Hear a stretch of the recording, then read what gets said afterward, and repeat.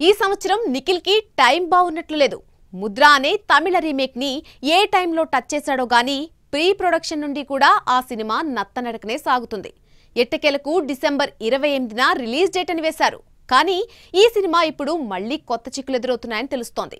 అసలు ముద్ర బయటకు వచ్చేదెప్పుడు?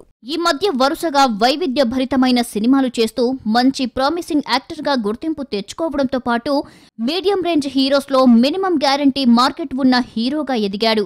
ఎక్కడికి పోతావ్ చిన్నవాడా సినిమాతో హిట్ అందుకున్న నిఖిల్ ని ఆ తర్వాత వచ్చిన కేశవ పర్లేదు అనిపిస్తే కిరిక్ పార్టీ రిమేక్ గా వచ్చిన కిరాక్ పార్టీ మాత్రం నిరాశపరిచింది. దాంతో తాను ఎంచుకున్న తమిళ సినిమా కనితన్ రిమేక్ పై ప్రత్యేకంగా దృష్టి పెట్టాడు. తెలుగులో ముద్ర అనే పేరుతో వస్తున్న ఈ సినిమా ఎప్పటి నుండో షూటింగ్ జరుపుకుంటుంది.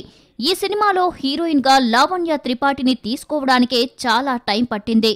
ఫస్ట్ లుక్ కోసం కూడా చాలా వెయిటింగ్. ఎట్టకేలకు డిసెంబర్ 28 రిలీజ్ అన్నారు. కానీ ఇప్పుడు అది కూడా పాసిబుల్ కాదు అని అర్థమవుతుంది.